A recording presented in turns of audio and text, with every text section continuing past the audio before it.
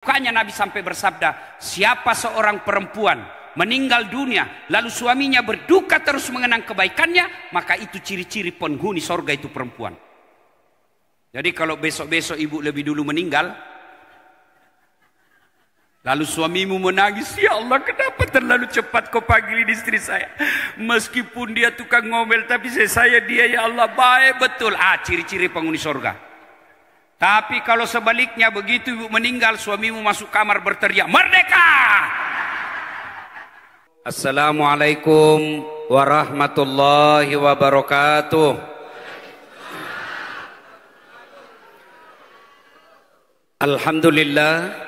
Alhamdulillahi rabbil alamin. Wa bihi nasta'inu ala umurid dunya waddin. Ashhadu an la ilaha illallah wa ashhadu anna Muhammadan abduhu wa rasuluh. Allahumma salli ala Sayyidina Muhammad wa ala alihi wa sahbihi ajma'in, amma ba'd.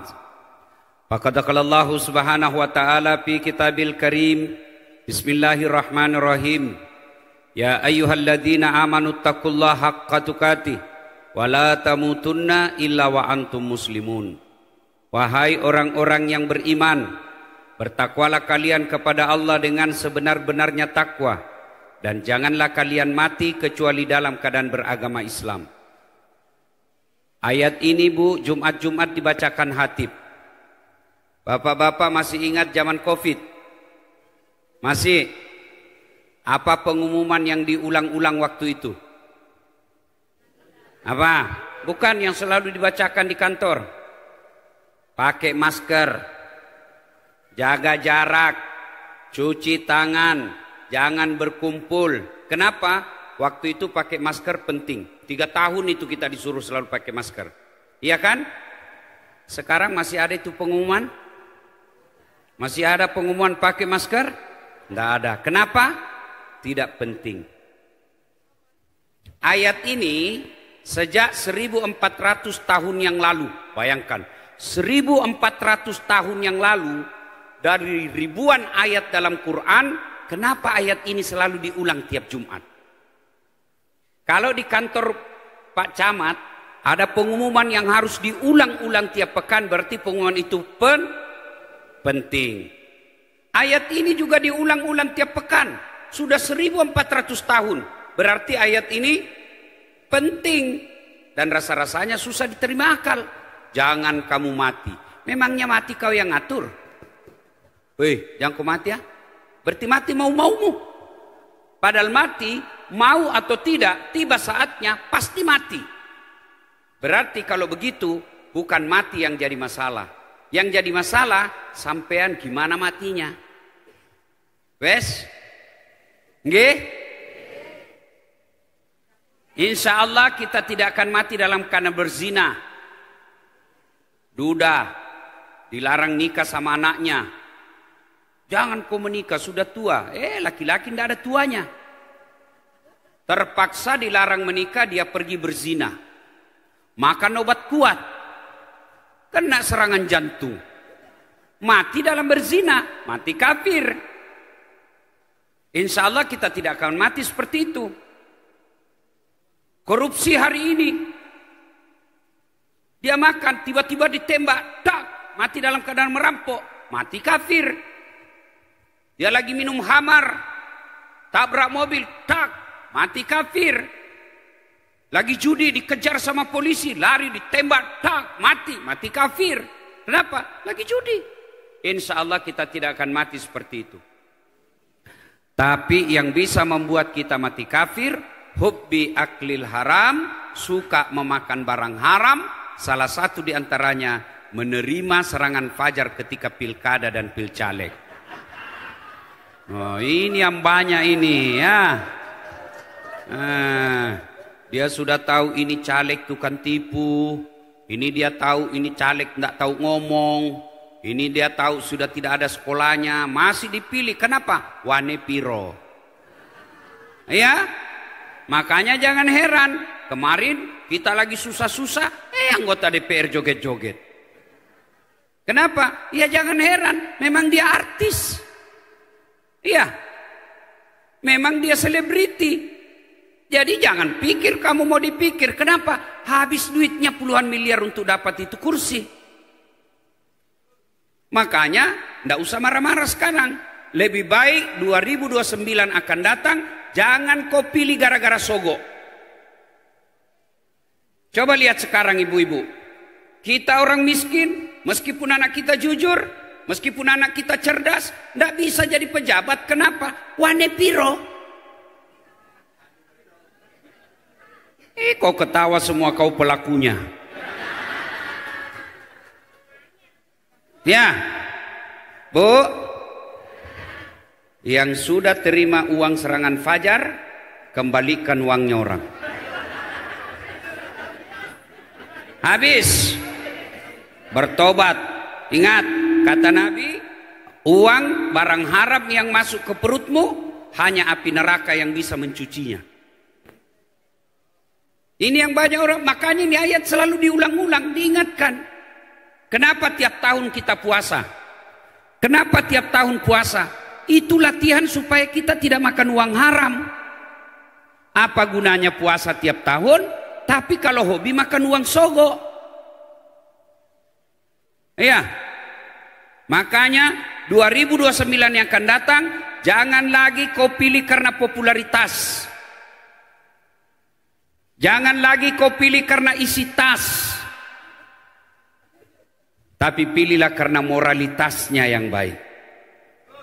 Dulu sebelum pemilu pilcaleg selalu saya bilang, jangan kau terima 300.000. Kau terima tidak akan kaya kau dengan 300.000. Kau tolak kau tidak akan miskin dengan 300.000 yang kau tolak. Tapi yang pasti 300.000 itu ketika kau terima, satu kau terapat uang haram, dua akan merusak negaramu. Nah, kau lihatlah sekarang akibatnya.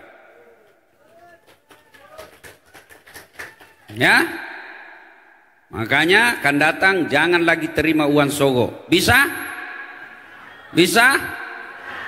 Kenapa insya Allah?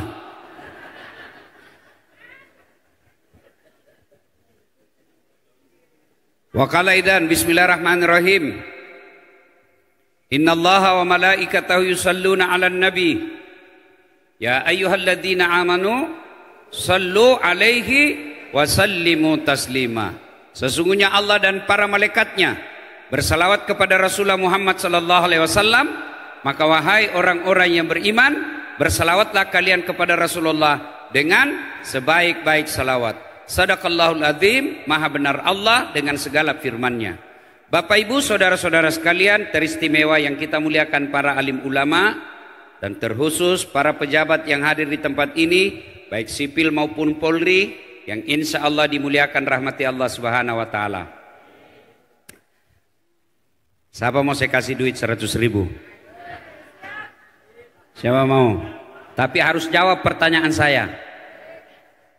Siapa mau? Wes. Nah, Mas, sampean, iki, Mas, anak bungsunya Nabi siapa namanya? Anak bungsunya Nabi. Anak bungsunya Nabi. Siapa? Hah? Anak bungsunya Nabi. Nah, nggak tahu. Pas. Pak polisi, boleh saya tanya? Boleh? Berapa anaknya Nabi, Mas? Sampean bukan kampean ditanya. Nah, ayo, berapa anak sampean anaknya Nabi?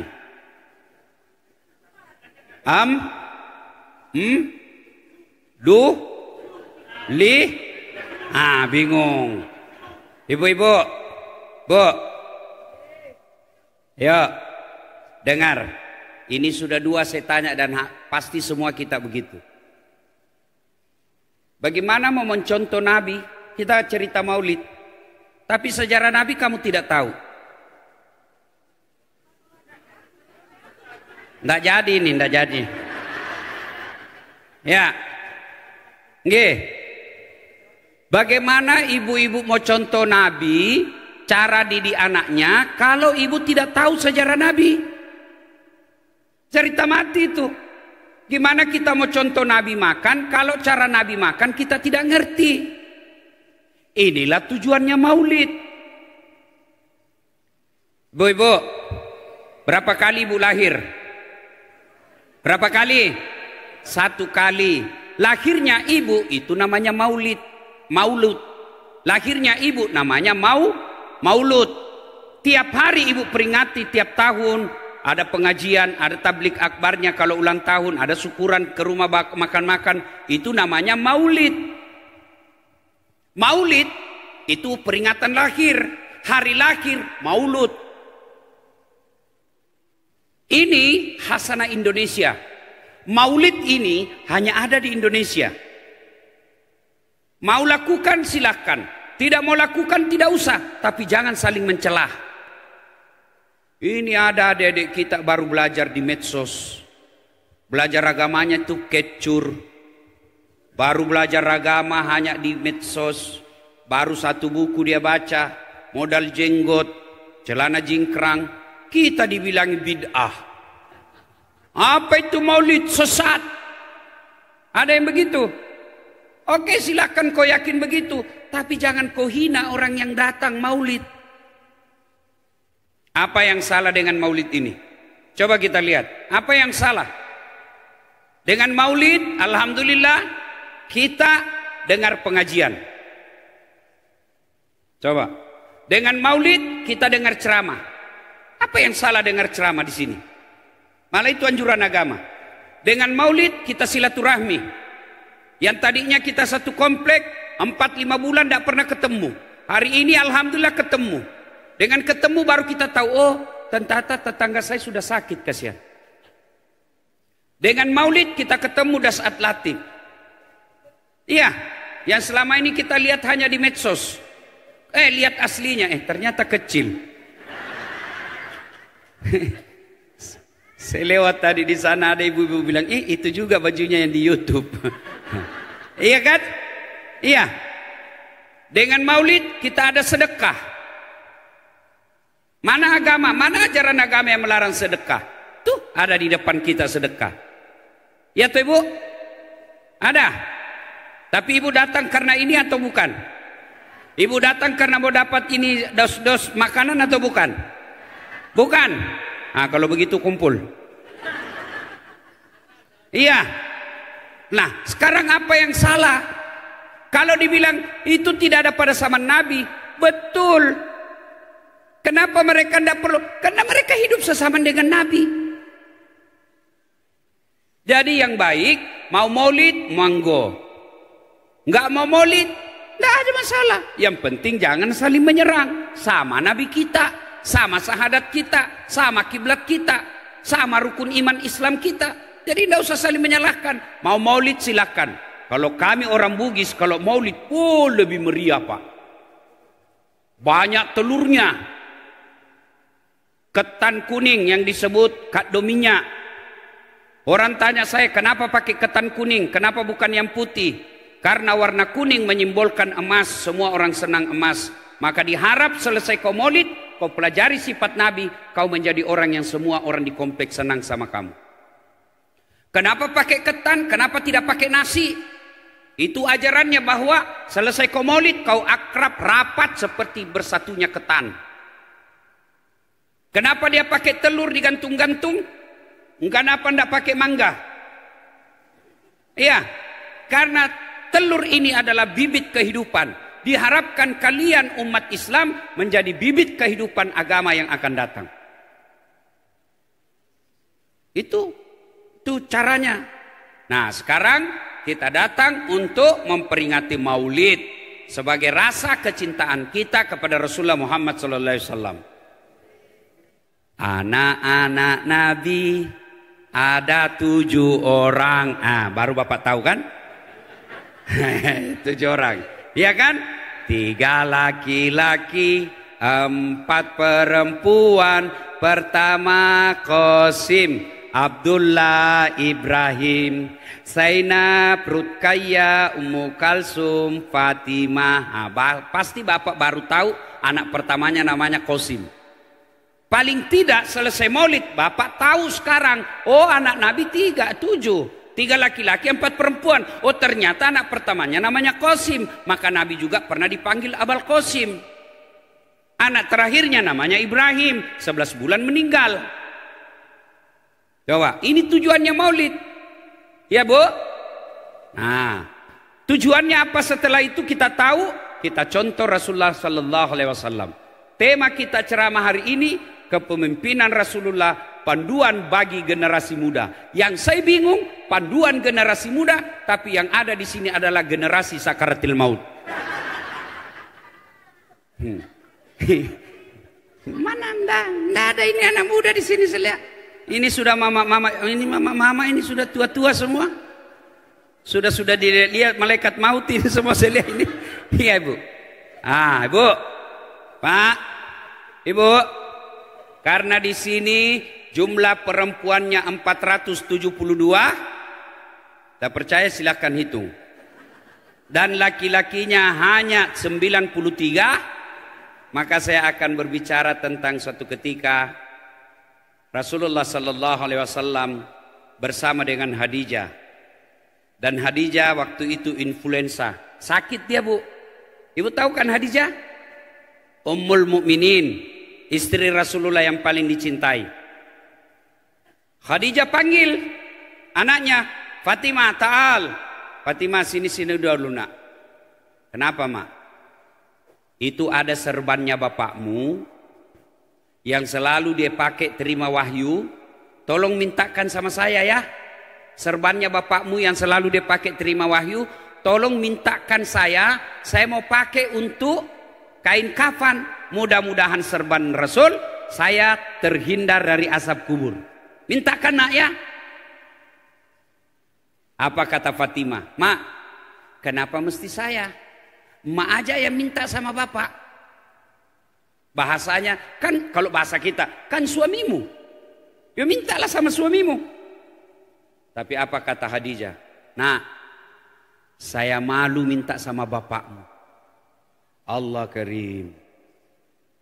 Bu, Khadijah itu manusia terkaya di Mekah waktu itu. Khadijah waktu itu Pak, 2/3 barang-barang mewah di Mekah miliknya Khadijah. Begitu kayanya Khadijah. Tapi ketika beliau sakaratil maut, ibu tahu baju yang dia pakai sudah 8 kali tambal. Tahu tambal Bu? Robek, jahit, robek, jahit, robek, jahit. Kenapa? Tidak ada kainnya. Tambalan ke-8 sudah tidak pakai kain. Apa dia pakai? Pelepah daun kurma. Padahal kaya loh sebelumnya. Begitu kata Fatimah, ibu aja yang minta kepada Nabi. Apa kata Siti Khadijah? Saya malu nak minta sama bapakmu. Bu, pulang maulid ini contoh pertama. Malu dong sama suami. Ini bukannya malu. Dicuri Pak. Duitnya suami ndak diambil, ndak dibilang-bilang. Boleh ndak? Boleh ndak? Boleh, tapi kasih tahu dulu. Misalnya ibu sudah ambil tuh, sudah ambil, baru kasih tahu suamimu. Mas, saya ambil duitmu tadi 200 ya. Kenapa? Jangan sampai suami malu di jalan. Parkir masuk ke SPBU mau beli bensin, mati. Mana duit saya ini? Kalau begini haram. Tak boleh, curi namanya itu. Dengar Bu. Kalau gaji suami 5 juta, kebutuhan ibu sebulannya 4 juta, maka ibu hanya boleh mengambil 4 juta. Yang 1 juta haknya suami. Kalau kewajiban rumah tangga 6 juta, gaji suami cuma 5 juta, maka ibu hanya wajib bersabar. Jangan maksa. Karena kalau maksa, suami bisa pinjol. Kalau maksa, suami bisa judi online. Kalau maksa, suami bisa nyalahgunakan pekerjaannya. Itulah yang disebut oleh Nabi, ada 4 golongan perempuan yang menjadi bahan bakar api neraka. 1 dari 4 itu adalah istri yang membebani suaminya melebihi kemampuan suaminya. Tenang Pak, saya bela kau hari ini. Ya, Bu. Yang suami berdosa, kalau suami punya gaji 6 juta, kewajibannya 4 juta, ibu cuma dikasih 3 juta. 1 jutanya boleh ibu ambil tanpa pemberitahuan. Boleh. Kenapa? Kebutuhan ibu tidak cukup dan suami punya. Nah, sudah. Khadijah berkata, saya malu minta sama suami. Saya malu minta sama bapakmu, nak. Silahkan kamu yang minta. Allah Karim. Bu. Ale, Bu. Loh. Bu, rumahnya Nabi itu kecil, Bu. Jadi di sebelah kamar, Nabi dengar itu perbincangan istrinya dengan anaknya. Menetes air matanya Nabi, Pak. Dia datangi istrinya. Wahai Ummul Mukminin, habis hartamu untuk bantu saya. Habis semua kau punya kekayaan untuk membantu saya. Serban inikah yang kamu minta dan kau malu minta kepadaku? Nabi sedih. Lalu apa? Turun sampai pesan dari Jibril. Jibril datang membawa pesan. Dan Jibril tidak boleh berbicara kepada Khadijah karena Khadijah bukan Nabi. Jibril hanya boleh berbicara kepada Nabi dan Rasul. Maka Jibril berkata kepada Muhammad, ya Muhammad, sampaikan kepada Khadijah ada salam dari Allah Subhanahu wa taala. Allahu Akbar. Bu, Pak, Allah yang titip salam. Saya saja dapat kartu lebaran baru-baru dapat Presiden Prabowo. Oh, saya kirimkan semua itu WhatsApp sekampungku. Sepupuku di kampung, Bapak Prabowo. Itu, padahal itu presiden ada masa akhirnya. Padahal itu presiden belum tentu bersih. Kita sudah bangga. Gimana kalau Allah yang titip salam? Presiden aja kirim salam, kita simpan itu WhatsApp, tidak dihapus-hapus. Ini Allah yang titip salam. Maka Allah sampaikan, Jibril sampaikan kepada Muhammad, salam kepada istrinya Khadijah. Cukup sampai di situ? Tidak. Lalu Jibril lagi berkata, ya Muhammad, sampaikan pula kepada Khadijah, Allah telah mempersiapkan istana dalam surga. Sudah dalam surga istana lagi. Bayangkan, sudah dalam surga istana lagi. Sampaikan kepada Khadijah, Allah telah menyediakan istana dalam surga yang terbuat dari mutiara. Kenapa tidak terbuat dari emas? Kenapa tidak terbuat dari berlian? Kenapa tidak terbuat dari besi? Kenapa terbuat dari mutiara? Karena Khadijah punya sifat seperti mutiara. Sedulur-sedulur, sedulur-sedulur, sedulur saklawase. Iki Bugis, Mbak, Bugis, ono Jawa, ora Jawa. Ya Mas, Mbak, Bu, tahu sifat mutiara? Bapak tahu mutiara? Mutiara itu hidup di dasar laut. Apa yang masuk ke dalam perutnya? Serpihan-sempihan pasir. Bapak kalau makan kerang, coba lihat lembutnya itu kerang. Lembut kan? Bayangkan kerang yang lembut dagingnya masuk serpihan-serpihan pasir. Pasti pedis, pasti sakit. Tapi cangkangnya itu mutiara, dia tutup rapat-rapat itu pasir. Tidak pernah teriak-teriak, tidak pernah bising. Setelah dia buka, apa yang keluar? Mutiara. Pasir yang sakit masuk ke dalam kulitnya yang lembut, tidak teriak, tapi dia ubahnya pasir itu menjadi mutiara. Itulah Khadijah sifatnya. Penuh tantangan dalam hidupnya. Dihina suaminya, dilempari suaminya, habis hartanya, tapi tidak pernah curhat sama orang lain. Apa Khadijah tidak punya masalah? Penuh masalah beliau. Tapi beliau tidak pernah menceritakan ke orang lain. Kemana beliau cerita? Allah Subhanahu wa ta'ala. Anehnya umatnya Rasulullah yang majelis taklimnya tiap bulan, tapi curhatnya tidak kepada Allah. ada masalahnya, suaminya nakal, suaminya pelit, suaminya tidak sholat, suaminya selingkuh, curhatnya bukan ke Allah, kemana curhatnya? Medsos. Tak kusangka kau begitu. 2 bulan suaminya tidak pulang, dia update status lagi. Di mana di kau? Pret. Bu. Satu lagi ini sifat perempuan. Tukang gosip.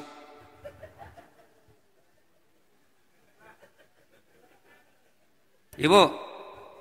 Hei. Nabi bilang perempuan itu paling gampang masuk surga.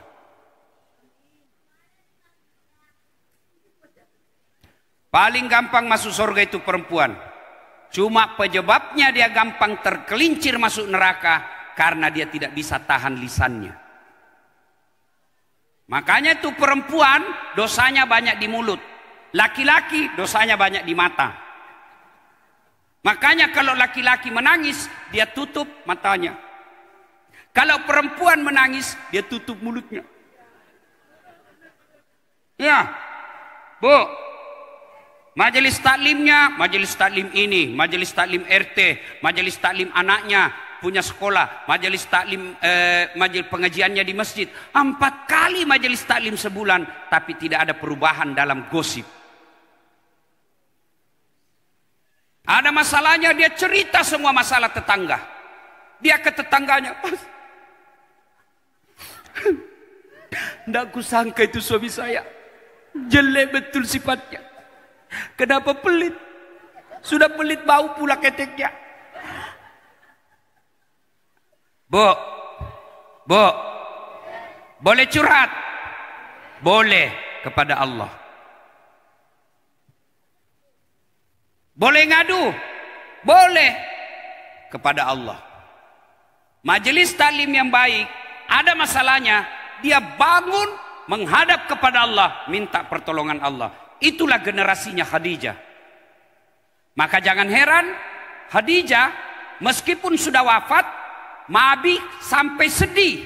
Maka kita dalam Islam ada yang disebut tahun duka cita. Kenapa disebut tahun duka cita Isra'nya Nabi? Karena Siti Khadijah wafat pada tahun itu dan berduka. Sampai dukanya Nabi sampai bersabda, siapa seorang perempuan meninggal dunia, lalu suaminya berduka terus mengenang kebaikannya, maka itu ciri-ciri penghuni sorga itu perempuan. Jadi kalau besok-besok ibu lebih dulu meninggal, lalu suamimu menangis, ya Allah kenapa terlalu cepat kau panggilin istri saya? Meskipun dia tukang ngomel, tapi saya dia ya Allah baik betul. Ciri-ciri penghuni sorga. Tapi kalau sebaliknya begitu ibu meninggal, suamimu masuk kamar berteriak, merdeka!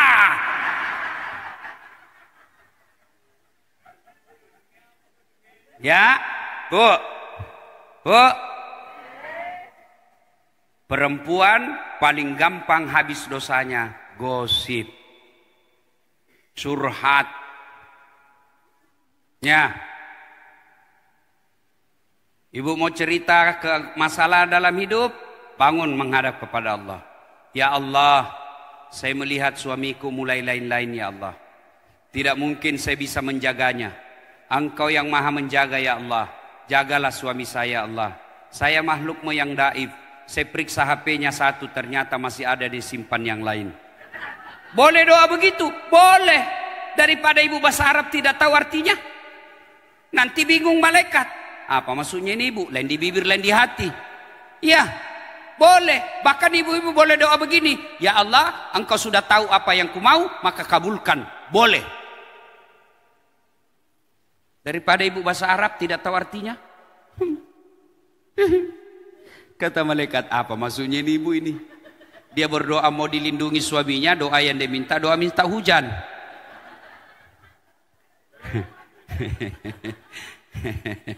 Heboh juga mbak. Sudah ya? Gosip. Berhentilah bergosip. Ibu ada masalah, ngadu kepada Allah. Minta tolong kepada Allah. Kenapa sekarang banyak pejabat yang korup? Karena ibunya gagal didik anaknya. Jadilah istri seperti Khadijah. Meskipun sudah wafat, Nabi masih mengenangnya. Suatu ketika Nabi sudah bersama dengan Aisyah. Tidur bersama Aisyah, Bu. Lalu Nabi bersabda, seolah-olah ada terompak kakinya Khadijah. Bayangkan, Bu. Ibu lagi tidur dengan suami, lalu suami sebut perempuan lain. Ngamuk kan? Aisyah pun berkata, ya Rasulullah, saya ada di sampingmu, tapi yang kau ingat Khadijah. Apa sih kelebihan Khadijah dari saya? Lalu Nabi bersabda, ya Humairah, kamu tidak bisa membandingkan dirimu dengan Khadijah. Ketika tidak ada orang percaya kepadaku, Khadijah orang pertama yang percayaiku. Ketika orang tidak ada mau bekerja sama dengan aku diboikot selama 3 tahun, hartanya Khadijah habis untuk menolong umat Islam. Itulah Khadijah. Maka ibu-ibu, kalau mau bersama Khadijah, maka jadilah seperti sifatnya Khadijah sekarang. Rasulullah 6 anak dari Khadijah. Aisyah tidak memberi anak. Ya kan? Khadijah. Padahal ibu tahu, Khadijah dinikahi Nabi sudah 2 kali janda dan lebih tua dari Rasul. 2 kali janda. Maka bapak-bapak, kalau mau punya istri seperti Khadijah, carilah janda yang lebih tua dari bapak.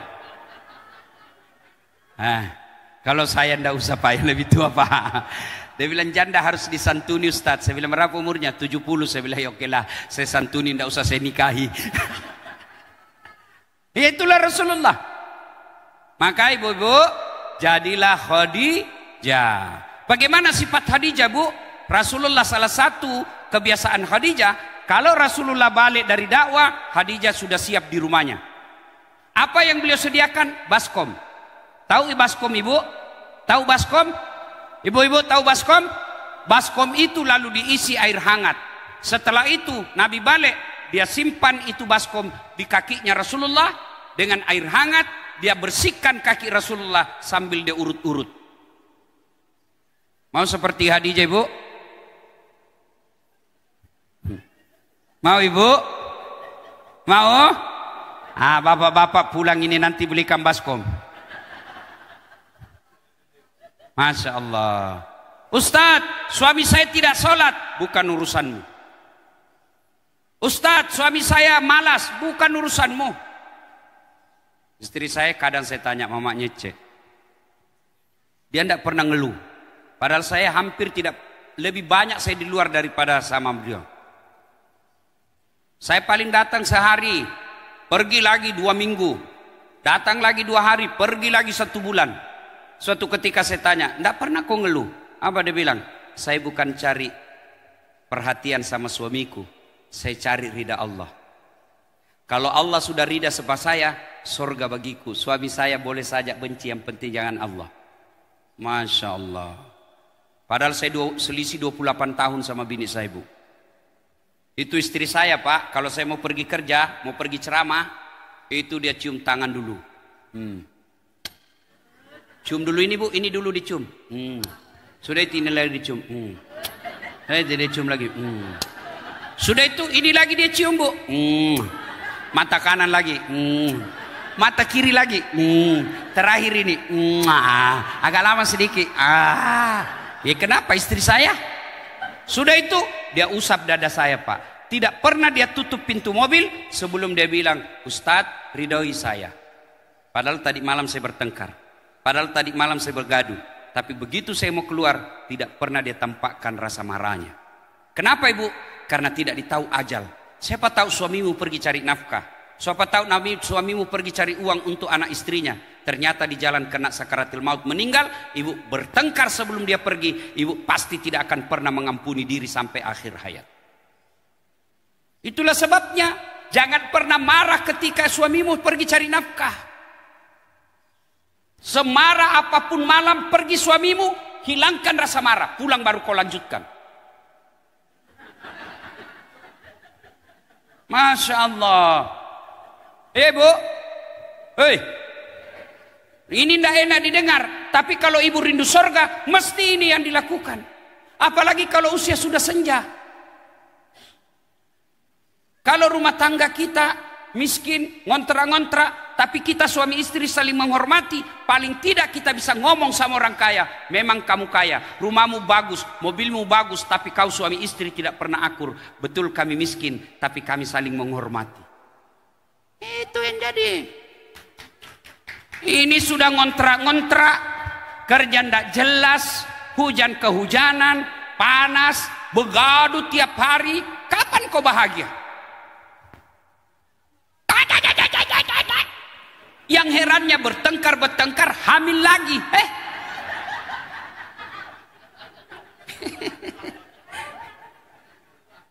Ya, Bu.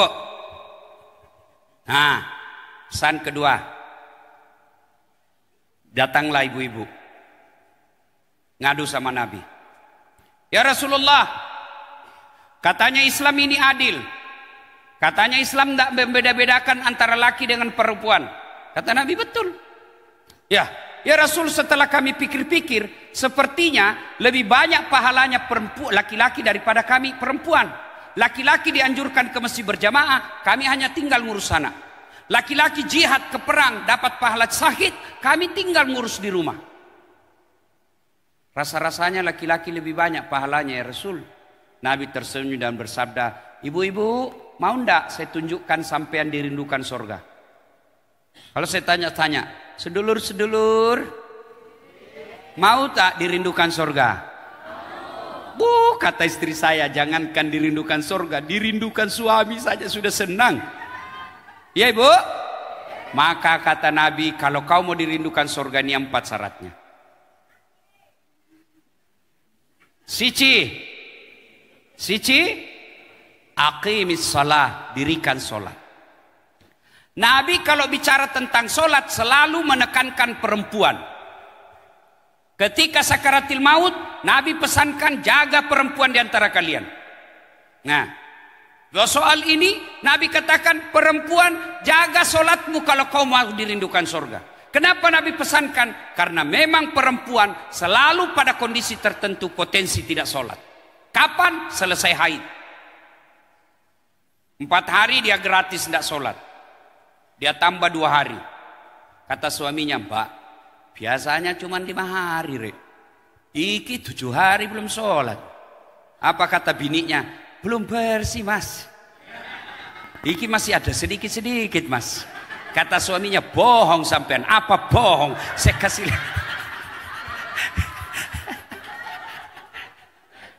Ya wes. Hah? Iya bu. Apalagi perempuan banyak ndak sholat. Kalau ada pengantin. Oh, bajunya jilbab sakaratil maut. Biasalah. Nah, wes dah aja masulah. Jilbabnya jilbab sakaratil maut. Pernah lihat jilbab sakaratil maut, Bu? Oh, itu kalau ada pengantin. Saya ceramah kemana-mana, Bu. Kemarin malam saya dari Malaysia.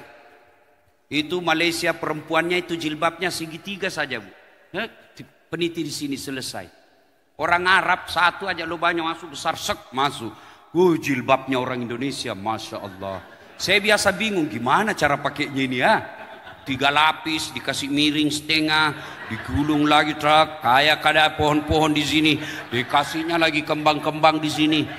Dia ikat lehernya sampai kalau dia mau balik dia gini baliknya. Beleng-beleng. Tiba waktu sholat, ndak sholat tuh. Kata suaminya, Mbak, sholat Mbak. Kata istrinya, sadar sampean. Saya sadar, saya suruh salat sampean. Ini jilbabku kau ndak lihat ya. Ini jilbab iki pakainya ruwet. Ya Bu? Bu, kapan lagi perempuan banyak ndak sholat? Selesai melahirkan. Katanya nifas harus 40 hari. Tidak. Nifas itu tidak ada ketentuan harinya. Nifas itu tergantung bersihnya. Kalau dia bersih 14 hari wajib sholat. Dia bersih 50 hari belum wajib sholat. Tadi tidak ada yang katakan 40 hari. Sampai selesai melahirkan dia belikan istrinya mie goreng. Ini kan isinya kan 40 tuh. Nah, kalau habis ini 1 dos berarti kau sudah bebas. Ya, jaga sholat. Ibu-ibu, Bu, jaga sholat. Kalau sholat baik, gampang bagi Allah kasih kita. Gampang bagi Allah. Ya, sholat diperbaiki. Yang kedua, kata Nabi, kalau kalian mau dirindukan oleh surga, setelah sholat, wasyamu Ramadan, berpuasalah di bulan suci Ramadan. Alhamdulillah saya yakin kita semua puasa Ramadan. Tapi yang saya curiga, sampai sekarang masih ada ibu-ibu belum bayar yang lepas puasanya. Ya, kalau dengan sengaja dia tidak bayar dan masuk lagi Ramadan berikutnya, maka dia kena denda. Apa dendanya? Puasanya kalau misalnya 5 tidak menjadi 10, tapi apa? Tetap 5 dan dendanya memberi makan fakir miskin. Ya Bu, alhamdulillah saya lihat ibu-ibu rajin puasa. Tapi coba lanjutkan Senin Kamis. Coba lanjutkan Senin Kamis. Kalau sudah rajin puasa Ramadan, alhamdulillah. Tapi coba lanjutkan Senin Kamis. Apalagi ibu-ibu yang sudah tua-tua. Biasakan puasa Senin Kamis. Ya, Bu, orang yang selalu puasa Senin Kamis, insya Allah sehat. Ya, ada situ Stelsem apa namanya? Apa Pak Camat itu yang ganti kromosom? Stem cell. Itu ada profesor di Sulawesi Selatan ahli soal itu. Dia bilang stem cell paling baik puasa, aman, tidak ada risiko dan dia dapat pahala. Puasa. Bagaimana caranya Ustaz? Misalnya hari Kamis besok, ya sudah niatkan. Saya tidak bisa makan sahur Ustaz. Begitu mau tidur, niat saya mau puasa besok. Minum air atau makan buah atau makan seadanya nasi, niatkan puasa besok. Ternyata jam 10 datang tetangga bawa nasi kuning. Ibu minum, Pak makan, tak. Habis 1 piring. Ternyata saya puasa. Lanjut, itu rezekimu yang 1 piring. Lanjut, tidak apa-apa, boleh. Ternyata siang datang lagi orang bawa es dawet. Habis lagi. Saya puasa. Lanjut, itu rezekinya. Asar lagi, ada lagi datang bawa pisang goreng. Wah, enak betul. Pas habis, puasa. Lanjut, rezekimu. Yang penting betul-betul lupa. Bagaimana kalau lagi makan tiba-tiba ingat saya puasa? Maka yang ada di mulut wajib dimuntahkan lalu bersihkan. Jangan masuk pisang goreng setengah, puasa, terlanjur. Batal. Ya, coba diamalkan. Puasa Senin Kamis. Yang berikutnya perempuan dirindukan oleh surga adalah mereka yang menjaga harga dirinya. Salah satu cara menjaga harga diri, tidak boleh keluar rumah tanpa izin suami. Ini yang banyak dilanggar perempuan sekarang. Haram hukumnya perempuan keluar rumah tanpa izin suami. Ini baru 10 menit pergi suaminya, dia telepon temannya. Mbak, tunjungan plaza Mbak. Ya wes, nyusul. Sampai jam 1 suaminya menelpon. Mbak, di mana kau Mbak? Aduh, banyak sekali pertanyaanmu. Boleh seperti ini. Laknat Allah. Dengar hadis Nabi. Laknat Allah bagi mereka perempuan yang keluar rumah tanpa izin suaminya. Ini yang banyak dilanggar perempuan modern. Itulah bedanya kita wanita muslimah dengan wanita munafik. Ya, jangan pernah keluar rumah, izin. Ibu masih ingat kisahnya? Nabi datangi rumahnya Abu Darda. Begitu beliau ketuk pintu, Assalamualaikum. Ya sahibul bait, tidak ada jawaban. Telepon lagi, tidak ada jawaban. Keluar istrinya Abu Darda. Nabi berkata, mana suamimu? Silakan masuk ya Rasul. Mana dulu suamimu? Pergi ke pasar, masuk ya Rasul. Apa kata Nabi? Haram hukumnya kami masuk ke rumahmu tanpa izin suamimu. Ini Nabi loh Bu. Jadi wanita muslimah menjaga harga diri. Satu diantaranya, jangan pernah keluar rumah tanpa izin suami. Ini perkara gampang, tapi itulah setan berhasil. Dia goda kita. Akhirnya apa? Sedikit dosa, sedikit pahala, banyak dosa. Mau masuk surga. Kau kira ada orang dalam? Ya, kan banyak orang begitu. Dosanya banyak, amalnya bertumpuk. Amalnya sedikit, dosanya banyak, mau masuk surga. salah satu penyebab perempuan banyak dosanya ketika dia keluar tanpa izin suami.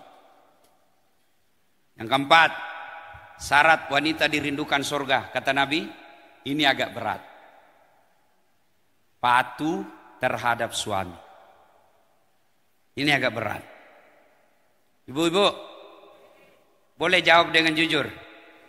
Bu, kalau misal ibu gajinya 1 bulan 5 juta. Ya, karena ibu dagang nih. Ibu penghasilannya 1 bulan 5 juta. Suami penghasilannya cuma 2 juta 1 bulan. Kira-kira ibu masih menghormati suami enggak?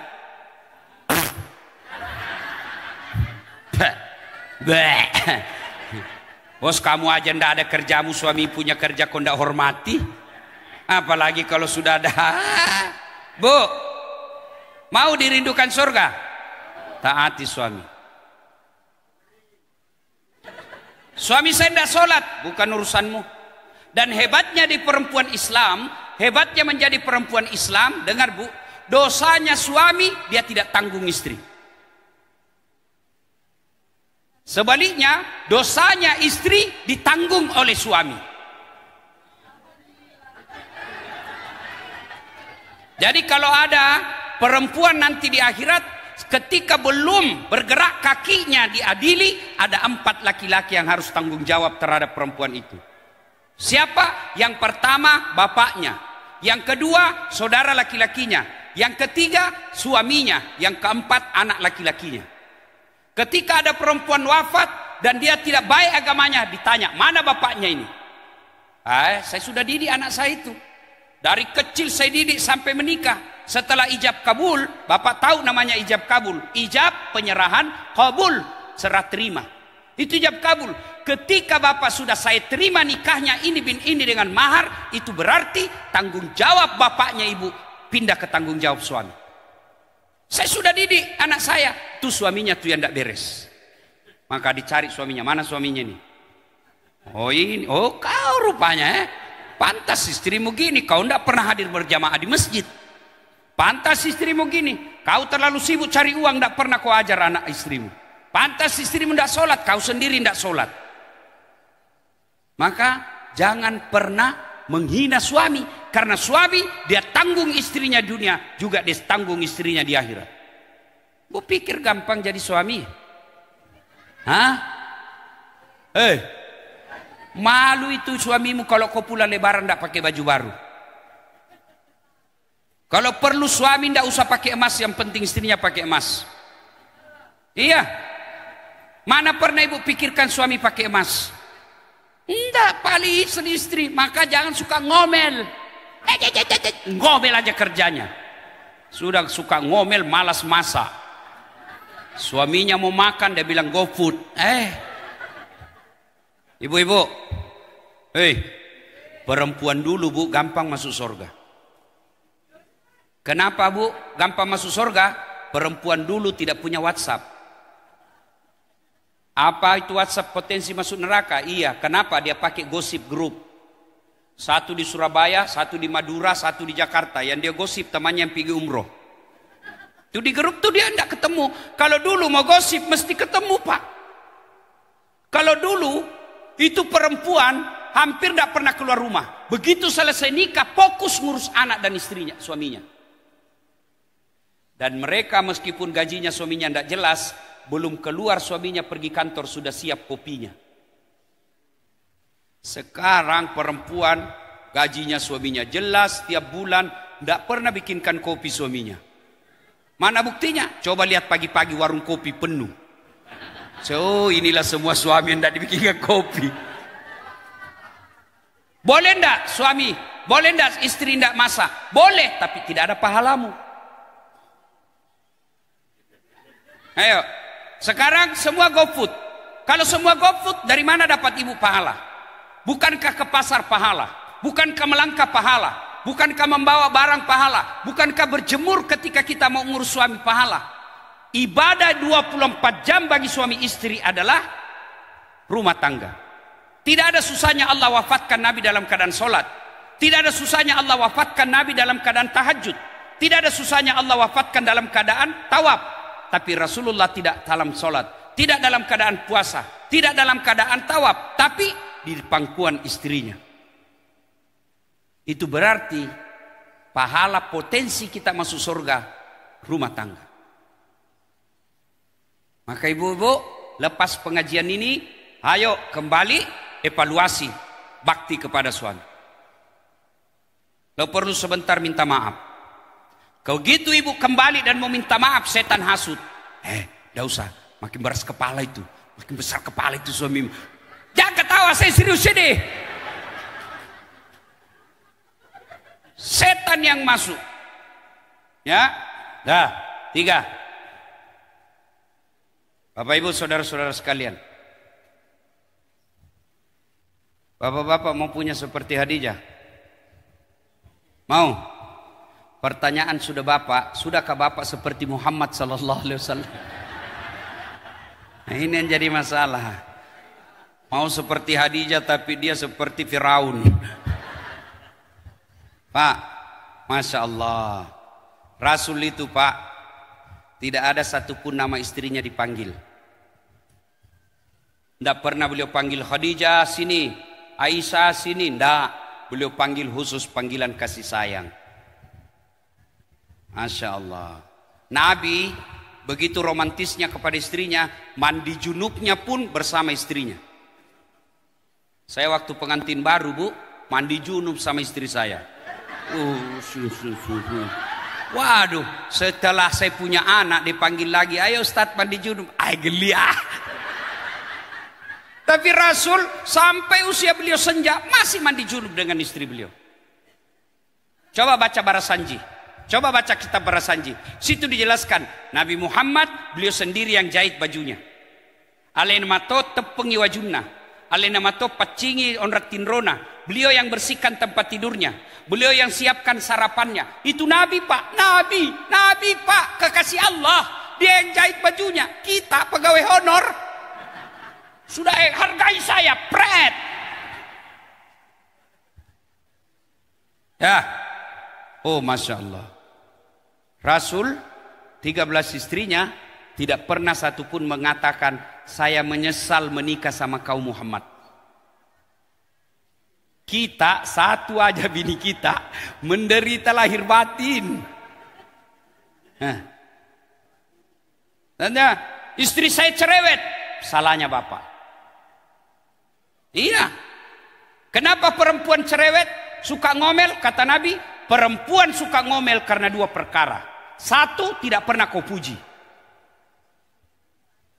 Ya toh Ibu?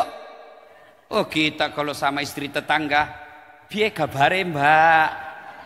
Nggih Mas, api-api. Sama tetangga, sama bininya ya. Wah. Padahal bininya yang dia peluk. Iya. Ibu. Makanya untuk memuji istri, Islam membenarkan 3 bohong yang boleh dan tidak berdosa bahkan dapat pahala. 1 diantaranya bohongnya seorang suami untuk menyenangkan istrinya. Boleh bohong. Dan hebatnya itu pujian, biar istrimu tahu kau bohongi, dia tetap senang. Tambah cantik kau sayang. Meskipun dia tahu kita bohong, dia tetap ketawa. Ya toh Bu? Iya, maka puji istri, sanjung dia. Kita dikasih makanan. Mau tahu perempuan paling marah kalau tidak dicicipi makanannya. Makanya Nabi, seapapun makanan yang diberikan istri beliau, beliau santap. Pernah satu kali Rasulullah Sallallahu Alaihi Wasallam, kebiasaan beliau kalau beliau minum, dia kasih istrinya. Minum lagi, kasih lagi istrinya. Tapi suatu ketika Aisyah begitu gembiranya datang Nabi, disambut di perbatasan kota. Bukan disambut di rumahnya, perbatasan kota. Khadijah kemudian lari-lari, senang datang Rasul. Karena senangnya beliau bikinkan teh. Begitu bikin teh kasih Nabi, ya Rasul minum. Harapannya 1 teguk kasih Aisyah. Tapi apa? Nabi minum 1 teguk, tidak dikasih istrinya. Aisyah mulai tanya-tanya dalam hati, loh kok tidak dikasih saya ini? Teguk kedua kalinya, tidak dikasih lagi. Teguk 3 kali, Aisyah dasar perempuan pencemburu. Apa katanya? Ya Rasul, adakah perempuan yang memberimu di luar? Akhirnya Nabi kasih istrinya. Ini sayang, Diminum. Setelah diminum, baru satu teguk dia muntahkan. Wah! Kaget Aisyah. Kenapa? Aisyah ambil itu. Oh, ternyata gula dikira garam. Dia tunggui saya salah-salah ini ibu ini. Gula dikira garam. Garam dikira gula. Begitulah Rasul. Tidak mau istrinya malu. Tidak mau istrinya tahu. Dia minum sendiri, tidak mau dia kasih. Masya Allah. Coba ini diamalkan Pak. Tidak usah dulu jauh-jauh Pak. Kita bahagia dalam rumah tangga. Itu aja dulu. Kalau suami istri rukun, anak pasti akan ikut damai. Kalau suami istri bertengkar, anak akan jadi bingung. Pulang maulid ini, yuk muliakan istri. Bapak pernah sakiti istri? Apa boleh buat? Istri itu Pak ahli sejarah. Satu kali sampean salah sampai mati dikenangnya. Satu, puji. Yang kedua kata Nabi, perempuan sebab dia suka ngomel karena suaminya tidak pernah kasih hadiah. Nah, dengerin. Maka kasih hadiah. Pulang kantor hadiah sehingga belikan nasi kuning. Itu hadiah. Ibu juga kalau dikasih hadiah jangan ngomel. Apaan nasi kuning? Emang saya tidak tahu bikin? Ini juga tidak tahu dipuji. Ya Bu? Pak, pulang dan hadiah paling disenang perempuan emas. Maka saya belikanlah emas istri saya. Tebal, kalung dan gelang. Buat berlinang air matanya senang sekali. Terima kasih Ustaz. Luar biasa. 1 bulan kemudian dia tahu palsu. Dia bilang ternyata kau belikan saya palsu. Saya bilang sayang, kau tahulah di mana saya mau bisa beli emas murni seperti itu tebalnya.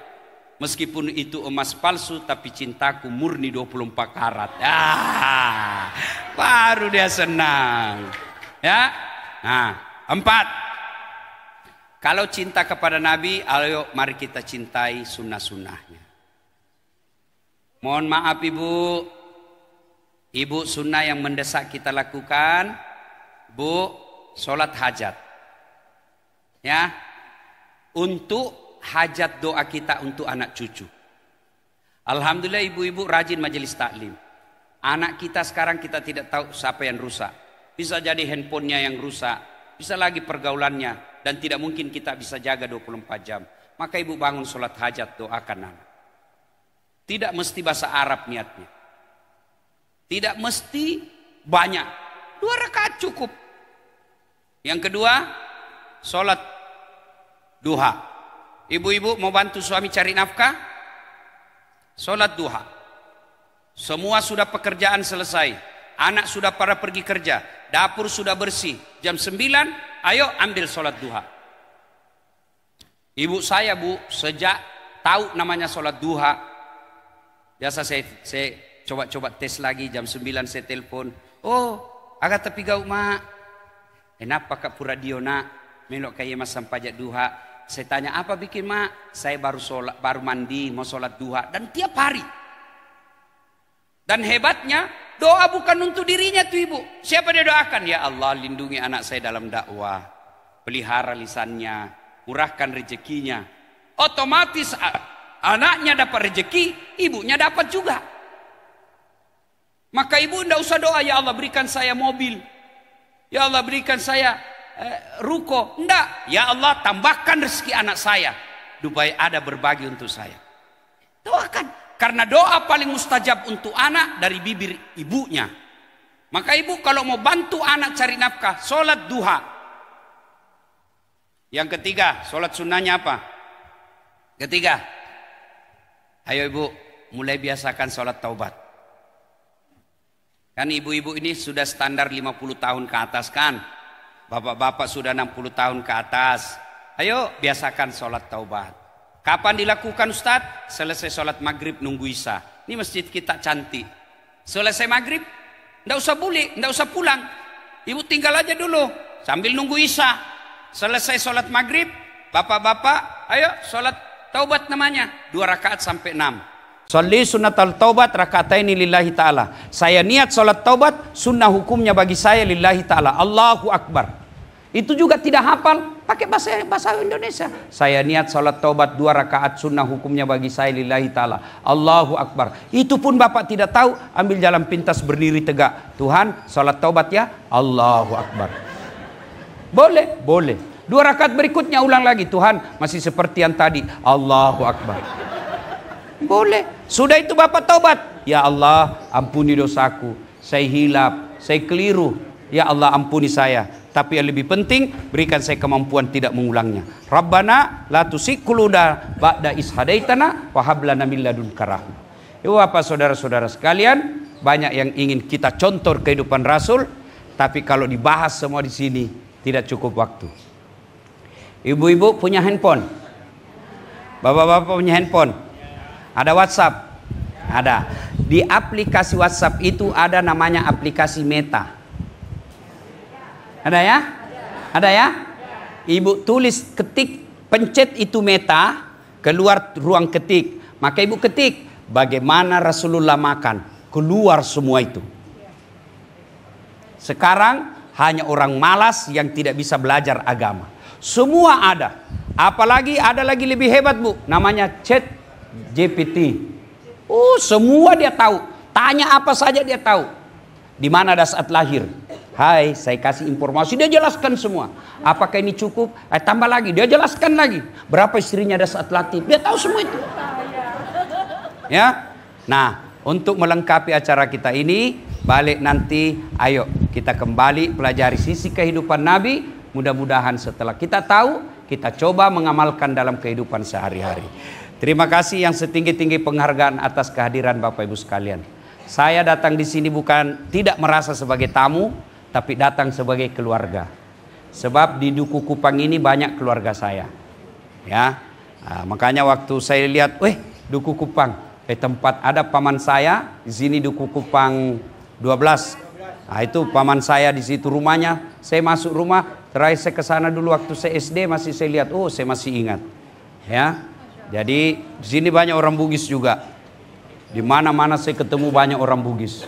Bahkan beberapa hari yang lalu saya ceramah di Malaysia, diundang sama ketua menteri namanya. Kalau kita di sini gubernur Sabah. Diresmikan masjid Songkok Recak. Kubahnya itu yang Songkok Bugis pakai. Itu dia sebuah luar biasa orang Bugis. Dan ternyata di Jawa Timur juga ini ada banyak orang Bugis. Namanya KKSS, Kerukunan Keluarga Sulawesi Selatan. Kami orang Bugis, biasa jangan heran, jangan kaget kalau kedengaran bicaranya agak keras. Bukan kasar, tapi memang keras suaranya, tapi hatinya lembut. Ya.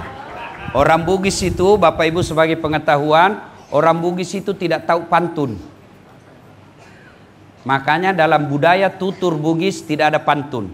Yang ada itu di Jawa, Sumatera, Betawi, Melayu, itu Pontianak, itu mereka Riau, mereka bertutur pakai budaya pantun.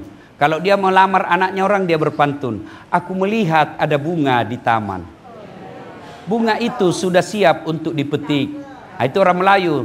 Tapi kalau orang Bugis, sudah besar anakmu ya? Saya kasih nikah sama anakku ya boleh? Itu begitu aja. Dia tidak begini-gini Pak. Ya. Tapi apapun suku kita, apapun ras kita, kalau kita beragama Islam mestinya sama kita punya budaya dan kebiasaan. Ibu bapak saudara-saudara sekalian, terima kasih atas kehadirannya semua. Mohon maaf atas segala kekurangan. Usikum wa nafsi bitaqwallah fastabiqul khairat. Assalamualaikum warahmatullahi wabarakatuh.